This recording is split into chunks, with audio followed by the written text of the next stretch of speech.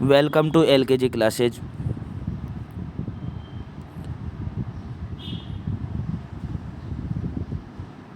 Welcome to LKG classes. तो आज हम पढ़ेंगे बौद्ध धर्म, ब्राह्मण या वैष्णव धर्म और जैन शैव धर्म। तीनों धर्म हम पढ़ेंगे। जैन धर्म हमने पहली वाली क्लास में क्लियर कर लिया था। तो उसके बाद बौद्ध धर्म, ब्राह्मण या वैष्णव धर्म और शैव धर्म। इसकी पीडीएफ आपको टेलीग्राम पे मिल जाएगी। तो अब चलते हैं बौद्ध धर्म की तरफ। बौद्ध धर्म के संस्थापक गौतम बुद्ध थे। बौद्ध धर्म के संस्थापक गौतम बुद्ध थे। अब गौतम बुद्ध के बारे में हम पढ़ेंगे। गौतम बुद्ध को महात्मा बुद्ध भी कहा गया है।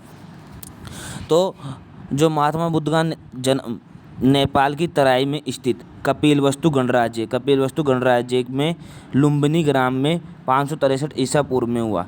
और एनसीईआरटी में शायद ये 565 ईसा पूर्व भी दे रखा है। तो आप देख लेना वो किसके हिसाब से, लेकिन आप 563 ईसा पूर्व ही याद रखना, ठीक है।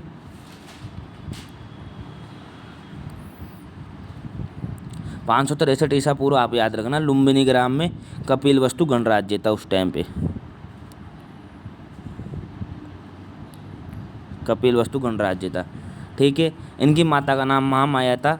और इनकी माता की मृत्यु जब बुद्ध का जन्म हुआ, बुद्ध केवल 7 दिन के हुए तो उनकी माता का स्वर्गवास हो गया था, मतलब उनकी माता की मृत्यु हो गई थी। तो अब इनका पालन पोषण किसने किया? पालन पोषण इनकी मौसी प्रजापति गौतमी ने किया। प्रजापति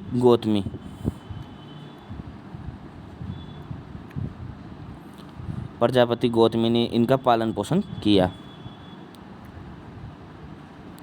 ठीक है। इनका पालन पोषण प्रजापति गौतमी ने किया, इसलिए इन्हें गौतम भी कहा जाता है या गौतम के नाम से चर्चित हुए। क्योंकि गौतमी जब इनका पालन पोषण करती है तो इनको गौतम भी कहा जाता है। जैसे कि श्री कृष्ण भगवान का पालन पोषण यशोदा मैया ने किया था, तो यशोदा नंदन भी कहा जाता था। श्री कृष्ण को यशोदा नंदन भी कहते थे क्योंकि उनका पालन पोषण यशोदा मैया ने किया था, इसलिए। ऐसे ही इनका पालन पोषण प्रजापति गौतमी ने किया, इनकी मौसी प्रजापति गौतमी ने किया। तो इनका ये गौतम के नाम से भी चर्चित हुए। इनका बचपन का नाम सिद्धार्थ था। बचपन का नाम क्या था इनका? सिद्धार्थ। ये आपको याद रखना है और ये बहुत परीक्षा में पूछा गया है। एक तो ये वाला प्रश्न कि इनका पालन पोषण किसने किया, तो प्रजापति गौतमी ने। और इनका बचपन का नाम क्या था? सिद्धार्थ। इनकी माता का नाम क्या था? महामाया। इनका जन्म कौन से गणराज्य में हुआ? तो कपिलवस्तु गणराज्य में हुआ। और अभी कपिलवस्तु नेपाल में पड़ता है और लुम्बिनी ग्राम में हुआ। तो ये कई बार पूछे गए प्रश्न है। तो उसके बाद चलते हैं सिद्धार्थ का विवाह 16 वर्ष की आयु में हो गया था। 16 वर्ष की आयु में यशोधरा से हुआ। यशोधरा के भी कई नाम बताए जाते हैं, लेकिन आपको यशोधरा ही याद रखना है क्योंकि जो इम्पोर्टेंट है वही पढ़ाना है। ऐसे इतिहास बहुत लंबा है, मैं कई बार कहता हूँ ये बात कि इतिहास बहुत लंबा है और हमको एक ही विषय नहीं है जो पढ़नी है। कई विषय जैसे हिस्ट्री हुई, पॉलिटिकल हुई, इकोनॉमिक्स हुई, इधर से ज्योग्राफी हुई, स्टैटिक हुई, तो बहुत सारी विषय है जो हमको कवर करनी है। तो अगर हम इतिहास को इतना लंबा लेके चलेंगे तो वो बहुत अपने लिए ज़्यादा हो जाएगा। तो कम पढ़ो जितना आए। तो 16 वर्ष की आयु में यशोधरा से इनका विवाह हुआ। इनके पुत्र से इनको एक पुत्र प्राप्त हुआ, पुत्र रत्न की प्राप्ति हुई। उनका नाम राहुल था, ठीक है। ये भी आपको याद रखने की ज़रूरत नहीं है, लेकिन मैं आपको बता देता हूँ। तो आप ऐसे मतलब नॉलेज के लिए याद रख सकते हो कि पुत्र का नाम राहुल था। वैसे पूछा नहीं गया ये अभी तक। ये ज़रूर पूछा गया है कि विवाह किससे हुआ, तो यशोधरा से हुआ। तो एक तो ये मोस्ट इम्पोर्टेंट ये थ्योरम, ये मोस्ट इम्पोर्टेंट ये लाइन हो गई इसकी। गौतम बुद्ध ने 29 वर्ष की अवस्था में घर त्याग दिया था। और जब ये 29 वर्ष की अवस्था में इन्होंने घर को छोड़ा था, घर त्याग जब इन्होंने किया था, तो इस घटना को महाविनिष्क्रमण कहा गया। विनिष्क्रमण कहा गया, ठीक है। ये आपको याद रखना है और ये मोस्ट इम्पोर्टेंट है ये कि क्या कहा गया। ये कई बार पूछा गया है कि क्या कहा गया। महाविनिष्क्रमण कहा गया है। 29 वर्ष की अवस्था में जब इन्होंने घर का त्याग किया था तो उसको महाविनिष्क्रमण कहा गया है, ठीक है।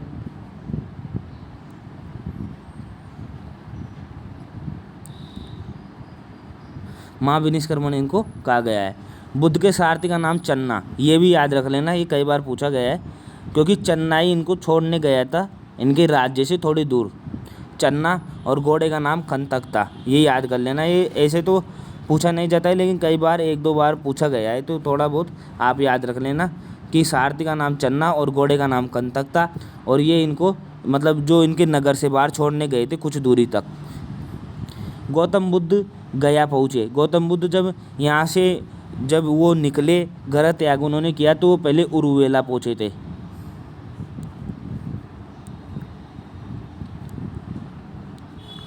वहाँ वह कई ऋषियों से मिले।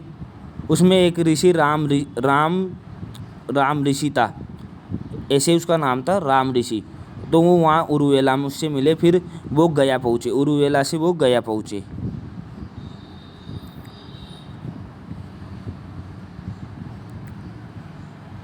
उरुवेला से वो गया पहुँचे, और जब वो गया पहुँचे तो वहाँ एक पीपल वृक्ष में के नीचे समाधि लगाई।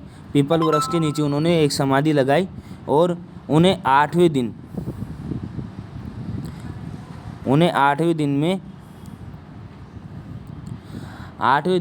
उन्हें ज्ञान की प्राप्ति हुई, और वो वैशाख की पूर्णिमा के दिन हुआ।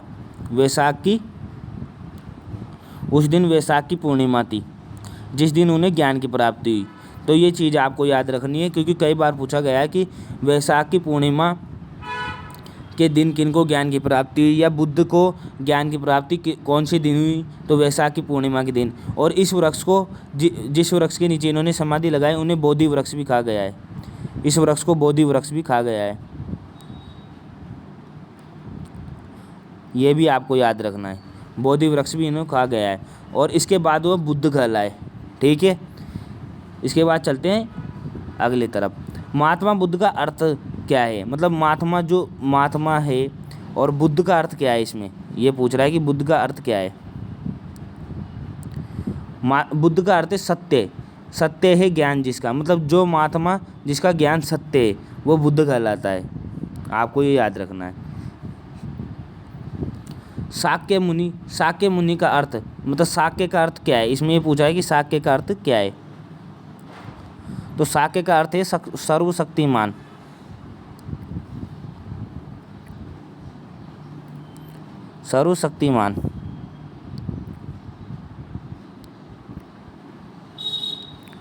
सर्वशक्तिमान, ठीक है।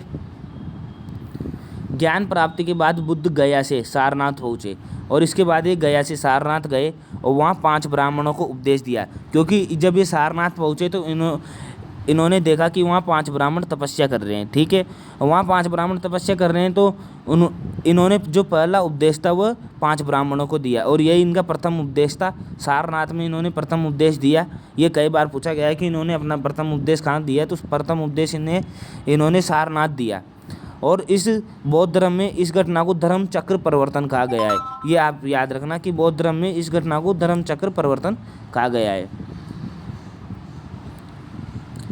इस घटना को बौद्ध धर्म चक्र परिवर्तन कहा गया है। ठीक है, उसके बाद अगले पॉइंट की तरफ। अगले पॉइंट, सर्वप्रथम बौद्ध धर्म का अनुयायी, मतलब सबसे पहले जो बौद्ध धर्म का अनुयायी था वो मगध का राजा बिंबिसार बना। मगध का राजा बिंबिसार इनका जो प्रथम अनुयायी बना था। ठीक है, और आपको पता हो कि जैन धर्म का जो अनुयायी था वह चंद्रगुप्त मौर्य था। ठीक है, चंद्रगुप्त मौर्य, और चंद्रगुप्त मौर्य का पुत्र बिंबिसार। चंद्रगुप्त मौर्य का पुत्र बिंबिसार ये बौद्ध धर्म का अनुयायी बना। बौद्ध धर्म का सर्वाधिक प्रचार कौशल राज्य में हुआ। ये भी आपको याद रखना है कि कौशल एक महाजनपद हुआ है।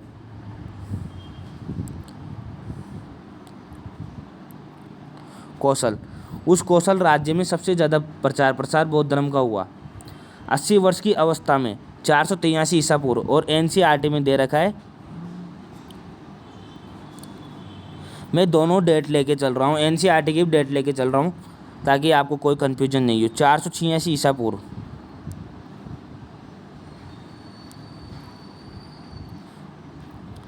इस दिन कुशीनगर में बुद्ध की मृत्यु हो गई। 80 वर्ष की अवस्था में जब वे थे 483 ईसा पूर्व में, तो कुशीनगर में बुद्ध की मृत्यु हो गई, और जिसे बौद्ध ग्रंथ में महापरिनिर्वाण कहा गया है। यह भी आपको याद रखना है। महापरिनिर्वाण की घटना ऐसे पूछता है कि महापरिनिर्वाण घटना किसे कहते हैं। महापरिनिर्वाण की जब बौद्ध धर्म ने अपना जो शरीर है वो त्याग दिया था, तो उस घटना को महापरिनिर्वाण कहते हैं। महात्मा बुद्ध के प्रमुख शिष्य, ये आपको याद रखना है, कई बार पूछे गए हैं कि महात्मा बुद्ध के प्रमुख शिष्य, भाई अजात शत्रु किसके शिष्य थे, महाकश्यप किसके शिष्य थे, तो इस तरह सवाल आते हैं, तो आप इस तरह क्वेश्चन बनते हैं, तो आपको ये याद रखना है कि महात्मा बुद्ध के प्रमुख शिष्य सारिपुत्र, आनंद, मोदग्लायन, उपाली, अनाथ पिंडक और बिंबिसार और महाकश्यप और अजातशत्रु। बिंबिसार, महाकश्यप और अजातशत्रु और आनंद, ये चारों कई बार पूछा गया है, तो आपको ये याद रखना है। एक जीवक और आनंद, जो आनंद है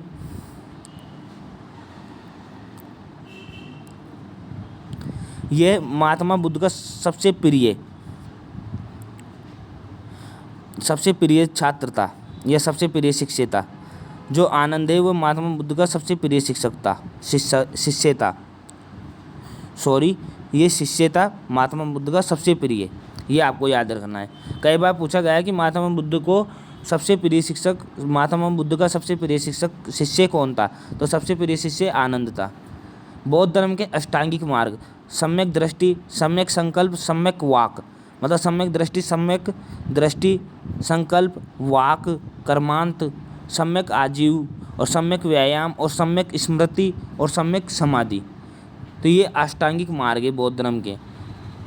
ये आप नोट्स में लिख लेना, क्योंकि कई बार पूछे गए हैं सम्यक दृष्टि या बौद्ध धर्म के अष्टांगिक मार्ग कौन से हैं, तो इनमें ऑप्शन बना के दे देते हैं और वो आपको याद रखने पड़ते हैं। तो ये सम्यक समाधि, सम्यक स्मृति, दृष्टि, संकल्प, वाक, कर्मांत, आजीव, व्यायाम, स्मृति, समाधि।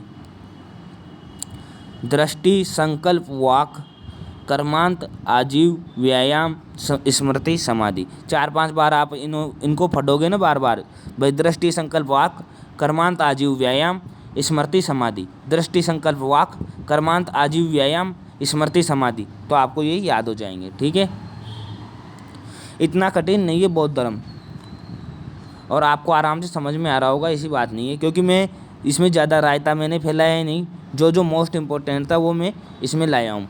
बौद्ध धर्म के त्रिरत्न कई बार पूछे गए, बुद्ध, धम्म और संघ, बुद्ध, धम्म और संघ, ये त्रिरत्न है बौद्ध धर्म के। ठीक है, और जब भाई इनके प्रश्न आएंगे ना, तब मैं बताऊंगा कि ये प्रश्न कहाँ आए हुए हैं, इसलिए आप इस चीज़ का ध्यान रखना। आप ये मत सोचना कि ये क्वेश्चन आए हुए नहीं है, कि ये ऐसे पढ़ा रहा है, मैं ऐसे नहीं पढ़ा रहा हूँ, जो क्वेश्चन आए हुए हैं उनके हिसाब से मैंने नोट्स बनाए हैं, फालतू मैंने पढ़ाया नहीं है कुछ भी। ग्रस्त जीवन में रहकर ही बौद्ध धर्म को मानने वाले लोगों को उपासक कहा जाता था। जो बौद्ध धर्म के उपासक थे वो ग्रस्त जीवन में रहकर भी अगर बौद्ध धर्म मान रहे थे तो उन्हें भी उपासक कहा जाता था बौद्ध धर्म का। बौद्ध धर्म के अनुयायी 2 वर्गों में बटे हुए थे, भिक्षु तथा भिक्षुणी, उपासक तथा उपासिकाएं। और आपको ये याद रखना है कि इनकी 2 शाखा भी हुई, जब इनकी मृत्यु हो गई तो इनकी 2 शाखा बटी, हीनयान और तथा महायान।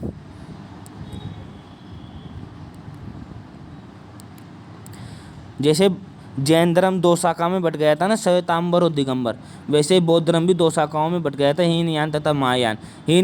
महायान का होता है महान वाहन, इसका अर्थ होता है महान वाहन, और हीनयान का अर्थ होता है छोटा यान। ठीक है, छोटा वाहन कह दो या यान कह दो। अब बौद्ध धर्म की जो बौद्ध परिषद की सूची, और ये सबसे इम्पोर्टेंट है, ये कई बार पूछा गया है, बौद्ध धर्म संगीति।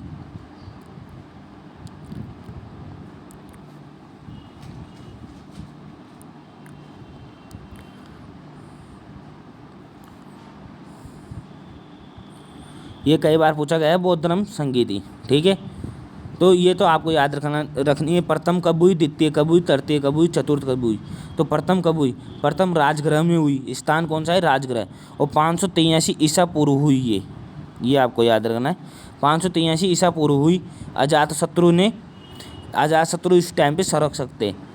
द्वितीय हुई वैशाली, 383 ईसा पूर्व, ये भी ईसा पूर्व हुई। कालाशोक उस टाइम पे सरक सकते। तृतीय हुई पाटलिपुत्र, 250 ईसा पूर्व, अशोक उस टाइम पे सरक सकते। और चतुर्थ हुई कश्मीर में 72 ईसा पूर्व, जब कनिष्क सरक सकते। ठीक है, तो ये बौद्ध धर्म संगीति आपको याद रखनी है। और ये बहुत बार पूछा गया है कि बौद्ध धर्म संगीति कौन सी कब हुई, या फर्स्ट वाली कब हुई, या ये ऐसे पूछ लेते हैं प्रथम बौद्ध संगीति कहाँ हुई, तो राजगृह में हुई। कौन से वर्ष में हुई, 583 ईसा पूर्व में हुई। उसके बाद पॉइंट टू पॉइंट मैंने जो प्रश्न मोस्ट है ना वो इसे ला रखे हैं। बौद्ध धर्म ने अपने जीवन के सर्वाधिक उपदेश कहाँ दिए? श्रावस्ती में। गौतम बुद्ध के सर्वाधिक प्रिय शिष्य, ये शिक्षा नहीं है भाई, ये शिष्य है, शिष्य। एक सेकंड में लिख के बता देता हूँ आपको।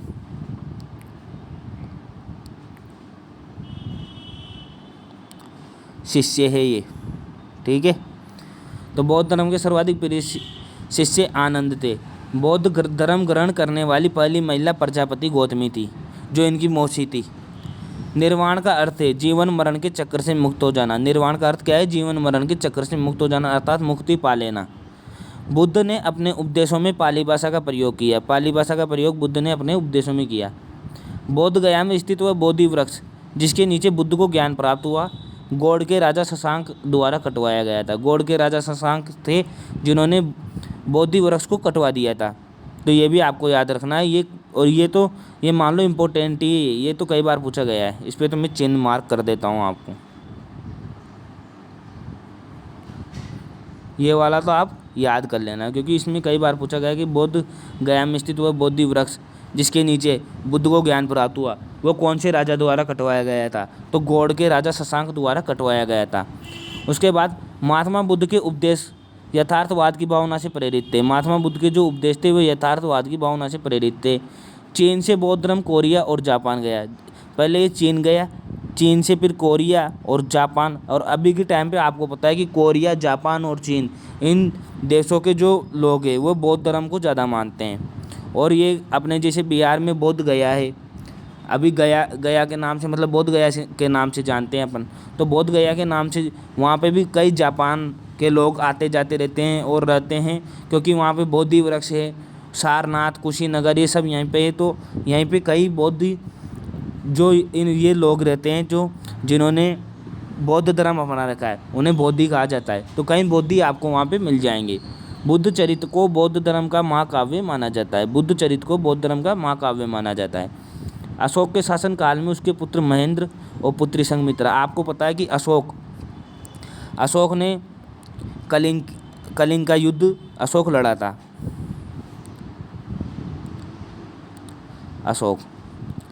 अशोक ने कलिंग का युद्ध लड़ा। कलिंग का युद्ध लड़ा। कलिंग के युद्ध के बाद में इतनी मार काट देकर ये उदास हो गया और इन्होंने बौद्ध धर्म को अपना लिया।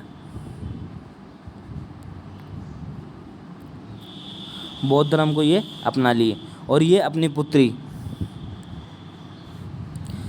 पुत्र महेंद्र और पुत्री संघमित्रा को बौद्ध धर्म के प्रचार के लिए श्रीलंका भेजे थे। उसके बाद आता है ब्राह्मण धर्म तथा वैष्णव धर्म। ब्राह्मण धर्म के प्रणेता ब्राह्मण थे। ब्राह्मण धर्म को वैदिक धर्म के नाम से भी जाना जाता है। और आर्य जो आए थे उन्होंने वैदिक सभ्यता का विकास किया था। यहाँ पे आर्य जब भारत आए थे उन्होंने वैदिक सभ्यता का विकास किया था और वैदिक धर्म के नाम से भी ब्राह्मण धर्म को मानते हैं। अर्थात ये दोनों धर्म एक जैसे ही हैं, क्योंकि इनमें वेद, उपनिषद ये सब ज़्यादा चलते हैं। वैष्णव धर्म के प्रवर्तक श्री कृष्ण थे। वैष्णव धर्म जिनके प्रवर्तक श्री कृष्ण थे, क्योंकि उन्होंने जो जन्म लिया था वो वैष्णव धर्म में लिया था। कृष्ण का निवास स्थान मथुरा था। कृष्ण द्वारा स्थापित धर्म को भागवत धर्म कहा गया। अभी आप कहते हो कि भागवत कथा, कई जगह पर भागवत कथा होती है, तो भागवत कथा का मतलब है कि वो भागवत कथा होती है वो श्री कृष्ण से जुड़ी होती है, क्योंकि कृष्ण द्वारा स्थापित धर्म को भागवत कहा गया। मत्स्य पुराण में विष्णु के 10 अवतारों का उल्लेख है। मत्स्य पुराण में विष्णु के 10 अवतारों का उल्लेख है। मत्स्य, कूर्म, कच्छप, वराह, नरसिंह, वामन, परशुराम, राम, बलराम, बुद्ध, कल्कि या कली। मत्स्य जब इन्होंने मीन भगवान के नाम से मीणा जो जाति है उनमें मत्स्य रूप में इनको मानते हैं। कूर्म, कच्छप, वराह अवतार इन्होंने लिया। नरसिंह अवतार इन्होंने हिरण्यकश्यप की प्रहलाद के टाइम पर लिया। वामन अवतार इन्होंने वो राजा, वामन अवतार पे एक राजा थे, मेरे ध्यान से अभी उनका नाम स्लिप हो रहा है। तो वामन अवतार इन्होंने लिया राजा बलि, शायद राजा बलि थे, राजा बलि थे। और उन्होंने वामन अवतार में इन्होंने उनका सब कुछ मांग लिया था, मतलब वो दान, इन्होंने 3 पग की धरती मांगी थी, 3 पग में इन्होंने तीनों लोक नाप लिए थे। ये चीज़ आपको याद रखनी है। परशुराम अवतार इन्होंने लिया, राम अवतार इन्होंने लिया, बलराम अवतार इन्होंने लिया। बुद्ध धर्म के जो महात्मा बुद्ध है उनको भी इनका ये अवतार कहा गया है, कल की। जो अब ये कहते हैं कि कलयुग का जब अंत आएगा तो कल की अवतार, भगवान श्री कृष्ण कल की अवतार लेंगे, तो ये अवतार अभी बाकी है। कृष्ण का प्रारंभिक नाम वासुदेव था। वैष्णव धर्म में ईश्वर प्राप्ति हेतु भक्ति साधन सबसे महत्वपूर्ण है। भाई वैष्णव धर्म में ये माना जाता है कि अगर आपको ईश्वर की प्राप्ति करनी है तो आपको भक्ति करनी होगी। अब भक्ति के लिए कई जगह सत्संग चलते हैं, कई जगह कथाएं चलती है, तो वो इसलिए चलती है कि मंदिरों में जाके भक्ति करो ताकि ईश्वर की प्राप्ति हो। तो ईश्वर प्राप्ति साधन है तो क्या है? भक्ति। ईश्वर मिलेगा भक्ति से।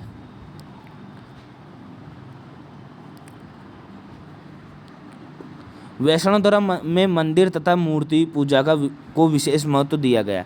जो वैष्णव धर्म है उसमें मंदिर तथा मूर्ति पूजा को विशेष महत्व दिया जाता है। वैष्णव धर्म गुप्त काल में चरमोत्कर्ष पर था। जो गुप्त काल आया था, जिसमें गुप्त काल के जो संस्थापक थे वो कौन थे? श्रीगुप्त। और मैं आपसे एक प्रश्न पूछता हूँ कि गुप्त काल में किसने विक्रमादित्य की उपाधि धारण की थी? तो वो चंद्रगुप्त द्वितीय थे। और भारत का नेपोलियन किसे कहा जाता था? समुद्रगुप्त को। समुद्रगुप्त को वीणा बजाते हुए दिखाया गया था गुप्त काल। जब मैं आपको पढ़ाऊंगा तो बताऊंगा, अभी मैं 3-4 प्रश्न बता रहा हूँ। जो श्रीगुप्त थे उनके संस्थापक, श्रीगुप्त गुप्त वंश के संस्थापक थे। और गुप्त काल में चरमोत्कर्ष पड़ता है, मतलब इसका बहुत तेजी से प्रचार प्रसार गुप्त काल में हुआ। एलोरा में दशावतार का मंदिर, ये कई बार पूछा गया है, ये स्टैटिक में भी पूछ लेता है भाई। दशावतार का मंदिर राष्ट्रकूट नरेश दंतिदुर्ग ने स्थापित किया। निम्बार्क संप्रदाय की स्थापना निम्बार्क ने की। निम्बार्क संप्रदाय तेलंग ब्राह्मणों का संप्रदाय था। जो तेलंग ब्राह्मण थे ना, उनका संप्रदाय निम्बार्क संप्रदाय था। ठीक है। ब्राह्मण के अनुसार भागवत धर्म में पूजा की 5 विधियाँ है। ब्राह्मणों के अनुसार, ब्राह्मण सूत्रों के अनुसार भागवत धर्म में जो पूजा होती है उनकी 5 विधियाँ है। अभिगमन, उपादान, इज्ज्या, स्वाध्याय और योग समाधि। उसके बाद चलता है अपने पास शैव धर्म। जो ब्राह्मण धर्म में इम्पोर्टेंट था वो मैंने बता दिया, इतना ही इम्पोर्टेंट है और इतना ही आपको याद रखना है। इससे ज़्यादा ब्राह्मण धर्म में पूछता नहीं है। ये जो मंदिर है उनके बारे में पूछ लेता है, इससे ज़्यादा पूछता नहीं है। शैव धर्म के लोग शिव की पूजा करते थे। नाम में आपको पता चल रहा है कि शैव धर्म किसकी पूजा करते होंगे? शिव की। ऋग्वेद में शिव के लिए रुद्र शब्द का प्रयोग किया गया। रुद्र का मतलब होता है क्रोधित या क्रोध या रौद्र रूप। रुद्र जो कि आप गले में पहनते हो, रुद्र, वो रुद्र है। और रौद्र अलग है। रौद्र का मतलब क्रोधित, क्रोध रूप। लिंग पूजा का पहले स्पष्ट वर्णन मत्स्य पुराण में किया गया था। लिंग पूजा का पहले स्पष्ट वर्णन मत्स्य पुराण में मिलता है। महाभारत के अनुशासन पर्व में, महाभारत के जो अनुशासन पर्व में, उसमें भी लिंग पूजा का उल्लेख मिलता है। गुप्त काल में सर्वप्रथम मूर्ति पूजा के अंतर्गत ब्रह्मा विष्णु महेश की पूजा का उल्लेख मिलता है। जो गुप्त काल था उसमें ब्रह्मा विष्णु महेश तीनों की पूजाओं का उल्लेख मिलता है, तीनों की मूर्तियों का उल्लेख मिलता है। और जो मूर्ति पूजा को बढ़ावा दिया गया है वो गुप्त काल में सबसे ज़्यादा दिया गया है। ये आपको याद रखना है। चंदेलों के समय में खजुराहो में कंदरिया महादेव मंदिर का निर्माण हुआ। जो चंदेलों के समय खजुराहो में कंदरिया महादेव का मंदिर का निर्माण हुआ, ये आपको याद रखना है। ये इम्पोर्टेंट लाइन है। एलोरा के प्रसिद्ध कैलाशनाथ मंदिर का निर्माण राष्ट्रकूटों ने किया। ये भी कई बार स्टैटिक में पूछ लेता है। दक्षिण भारत में नायनार संतों ने पल्लव काल शैव धर्म का प्रचार प्रसार किया। जो नायनार संत थे उन्होंने पल्लव काल में शैव धर्म का प्रचार प्रसार किया। तंजौर में राजराजेश्वर शिव मंदिर का निर्माण चोल शासक राजा राम प्रथम ने करवाया था। ये भी बहुत बार स्टैटिक जीके में पूछा गया है। ये तीनों स्टैटिक जीके में मंदिर टॉपिक है अपने स्टैटिक जीके में, उसमें पूछता है कि तंजौर में राजराजेश्वर मंदिर का निर्माण कौन से शासक ने करवाया, या तो चोल शासक राजा राम प्रथम ने करवाया। एलोरा की प्रसिद्ध कैलाशनाथ मंदिर का निर्माण राष्ट्रकूटों ने किया। चंदेलों के समय में खजुराहो में कंदरिया महादेव मंदिर का निर्माण हुआ। ये और दक्षिण भारत में जो नायनार संत थे उन्होंने पल्लव काल से शैव धर्म का प्रचार प्रसार किया।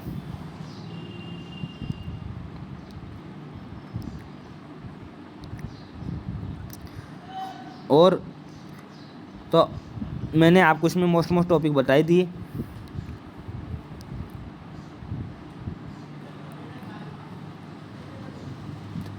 तंजौर में राजराजेश्वर शिव मंदिर का निर्माण चोल शासक राजा राम प्रथम ने किया। एलोरा की प्रसिद्ध कैलाशनाथ मंदिर का निर्माण राष्ट्रकूटों ने किया। चंदेलों के समय में खजुराहो में कंदरिया महादेव मंदिर का निर्माण हुआ। दक्षिण भारत में नायनार संतों ने पल्लव काल से शैव धर्म का प्रचार प्रसार किया। ठीक है। उसके बाद चोल शासक राजेंद्र ने बृहदेश्वर मंदिर का निर्माण करवाया था। ये भी आपको याद रखना है कि चोल शासक राजेंद्र ने कौन से मंदिर का निर्माण करवाया था। वामन पुराण में शैव संप्रदाय की संख्या 4 बताई गई है। शैव संप्रदाय जो मानते हैं उनकी संख्या 4 बताई गई है। शैव, पाशुपात, ये पाशुपात है भाई, पाशुपात है, पत नहीं है। कापालिक और कालामुख। अथर्ववेद में शिव को सहस्त्राक्ष कहा गया है। सहस्त्राक्ष मतलब सहस्त्र मतलब 1000 होता है, तो 1000 अक्ष मतलब आंखें हो गई, तो शायद 1000 आंखों वाला ऐसे कुछ कहा गया है, सहस्त्राक्ष कहा गया है। तो आपका जो बौद्ध धर्म है, ब्राह्मण धर्म है और शैव धर्म है, ये तीनों खत्म हो गए। जैन धर्म मैंने पिछले वाली वीडियो में करवा दिया। उसके पहले जैन धर्म हो गया, महाजनपद हो गए, वैदिक सभ्यता हो गई, आदि ऐतिहासिक, प्राग ऐतिहासिक, मैंने सारी वीडियो यूट्यूब पे डाल दी है और आप उनको देख लेना। इससे आपका बहुत फ़ायदा होगा और आपको जो जैन धर्म, बौद्ध धर्म, ब्राह्मण धर्म, शैव धर्म, ये सब क्लियर हो जाएंगे। और इसके बाद हम जो अगले वाले टॉपिक पे चलेंगे, अगले ओ शाबाश, जो अगले वाले टॉपिक पे, इसके बाद जो अगले वाले टॉपिक पे चलेंगे उसमें जो मगध राज्य का उत्कर्ष अपन पढ़ेंगे। मगध राज्य का उत्कर्ष पढ़ेंगे। सिकंदर कैसे भारत आया और सिकंदर पोरस की लड़ाई हुई। सिकंदर और पोरस के बीच में जो झेलम नदी पर युद्ध हुआ था ना, झेलम नदी पर, वितस्ता जिसे अभी पुराने नाम क्या है उसका, वितस्ता, अभी झेलम नदी है, तो उस पर जो युद्ध हुआ था उसमें सिकंदर की जीत हुई। सिकंदर का सेनापति सेल्यूकस निकेटर, उनके बारे में, मगध राज्य के उत्कर्ष के बारे में, मगध राज्य की स्थापना बृहदर्थ ने की थी। तो ये सब अपन अगले टॉपिक में पढ़ेंगे। ठीक है, तो आज के लिए बस इतना ही। और आपको ये वीडियो कैसे लगते हैं ये भी आप मुझे बताना।